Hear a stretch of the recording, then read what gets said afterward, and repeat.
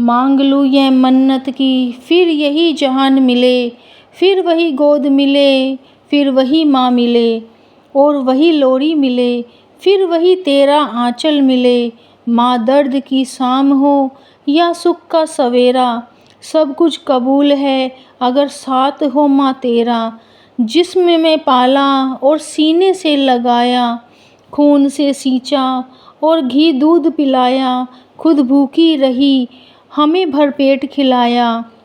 गीले में सोई हमको सूखे में सुलाया, खुद धूप में रही हमें छाँव में बिठाया।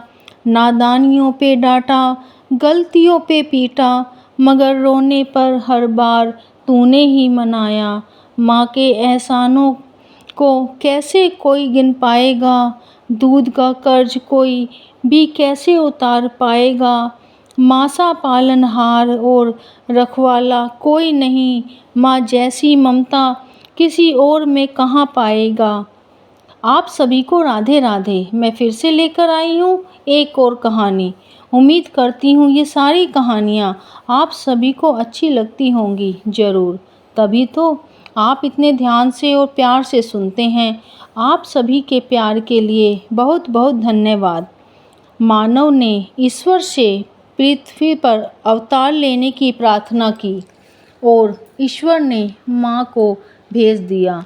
माँ यह शब्द जितना देखने में या पढ़ने में छोटा है, उतना ही इस शब्द में उतनी ही गहराई है, जिसमें धरती, आकाश, ब्रह्मांड, चारों दिशाओं, चारों धाम समाये हैं। माँ ईश्वर का दूसरा स्वरूप है। यह कहना गलत नहीं होगा कि ईश्वर ने सोचा कि हर जगह पर मैं तो हूँ, कण कण में, मगर संसार के हर मनुष्य को मेरी ज़रूरत है। इसीलिए ईश्वर ने माँ बनाई। माँ, क्योंकि मनुष्य को ईश्वर के होने का एहसास होता रहे। माँ के चरणों में ही चारों धाम होते हैं। माँ बच्चे को 9 महीने कोख में पालती है। एक एक कतरा रक्त की बूंद से उसे सींचती है और उसे जन्म देती है, इस खूबसूरत संसार में लाती है और इतना कष्ट सहती है। कहते हैं माँ जब बच्चे को जन्म देती है तो बच्चे का ही नहीं, माँ का भी दूसरा जन्म होता है। बचपन से ही माँ अपने जिगर के टुकड़े को कोई दुख ना पहुँचे, इसका बहुत ख्याल रखती है। खुद गीले में सोती है और अपने बच्चे को सूखे में सुलाती है। रात को उठ उठ कर देखती है मेरे बच्चे की नींद खराब तो नहीं हुई, उसे भूख तो नहीं लगी। वह रात भर ना जाने कितनी बार उठ उठ कर अपने कलेजे के टुकड़े को देखती है। अपनी नींद, अपना आराम की कोई परवाह किए बिना माँ ही बच्चे की पहली शिक्षक होती है। उसे बोलना, चलना, खाना खिलाना, बड़ों से कैसे बोलना, उनकी इज्जत करना, अच्छी अच्छी शिक्षा देना। खेलते वक्त अगर बच्चे को चोट लग जाए तो वह उसकी चोट को ऐसे सहलाती है, प्यार से फूंक मारती है और कहती है कि दर्द गायब हो गया, और बच्चे में नई ऊर्जा फूंक देती है। बचपन से ही उसे हर चीज़ से लड़ना सिखाती है ताकि मेरा बच्चा आगे जाकर दुनिया की भीड़ में खो ना जाए। वह अपने पैरों पर खड़ा हो पाए बिना किसी झिझक के, आने वाली हर परिस्थिति का सामना डट कर सके, डट कर करे, इतना मजबूत बनाती है मेरा बच्चा किसी के सामने हाथ ना फैलाए।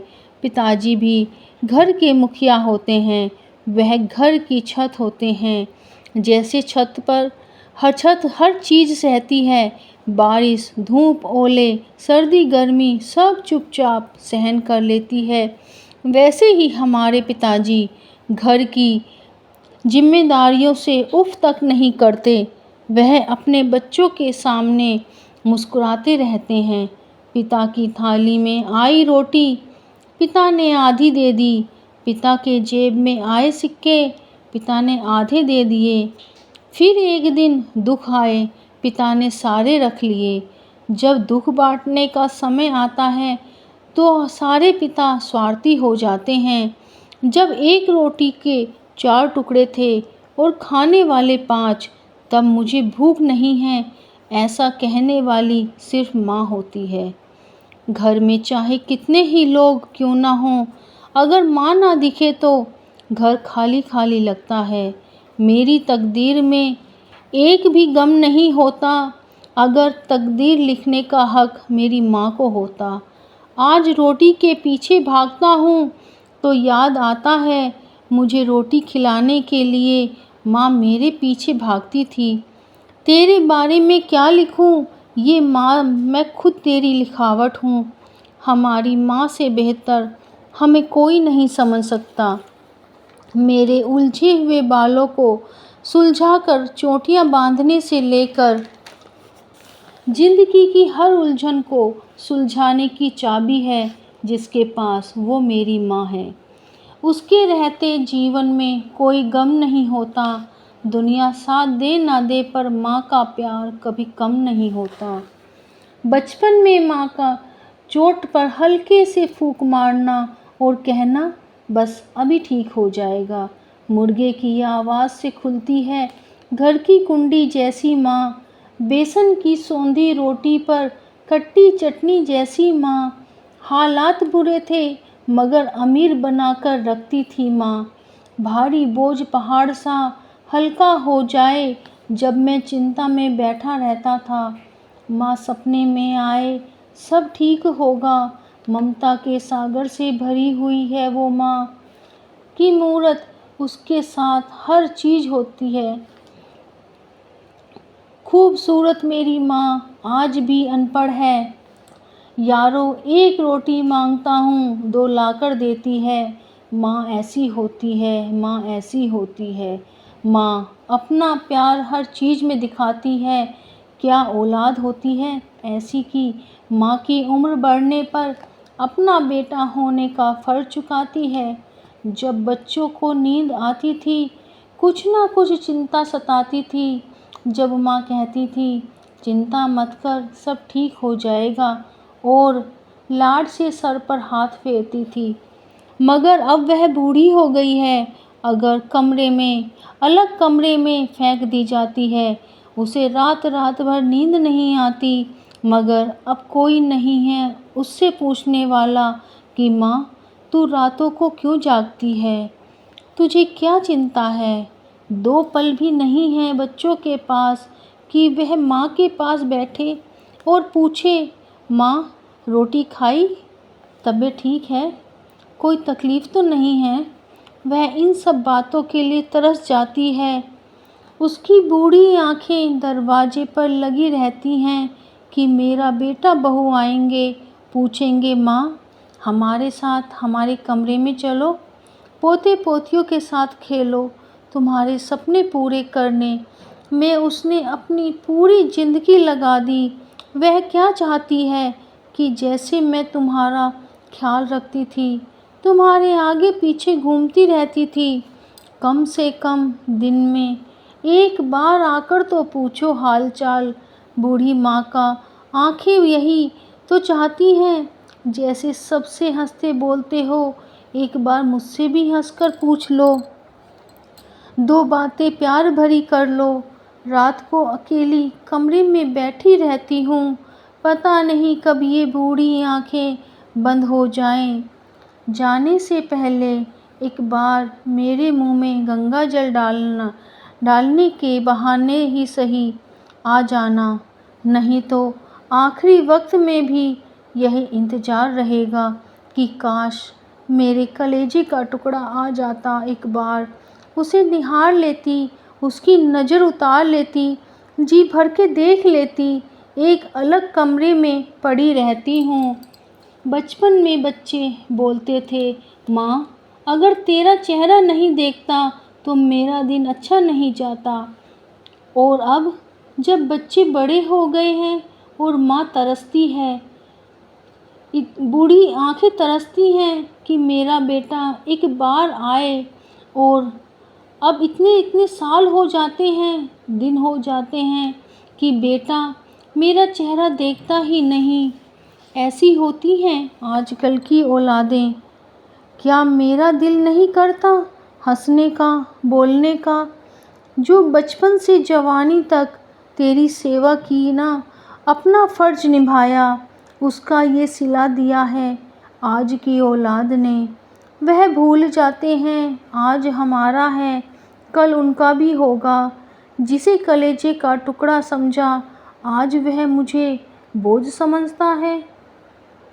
माँ तो आखिरी वक्त में भी बेटे के लिए दुआएं मांगेगी, मरने के बाद भी सपने में आकर आशीर्वाद ही देगी। भगवान ने माँ का दिल बनाया ही ऐसा है, वो चाहकर भी कभी बद्दुआ नहीं दे सकती। चाहे औलाद उसे पूछे या ना पूछे, वह यह सोचकर चैन से मर सकती है कि एक वक्त था कि यह मेरे बिना नहीं रह सकता था, हर पल मुझे ही याद करता था।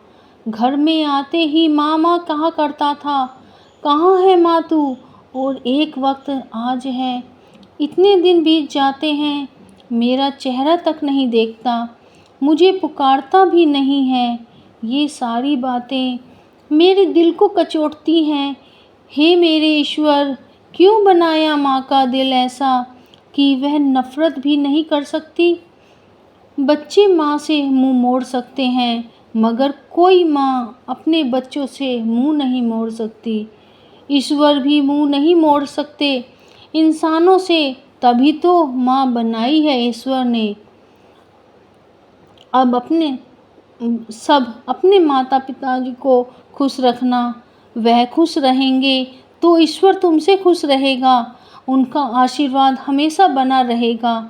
तेरी रजा में ही मेरी रजा है, आज ही औलाद ना पूछे, यही तो माँ बाप के लिए सबसे बड़ी सज़ा है।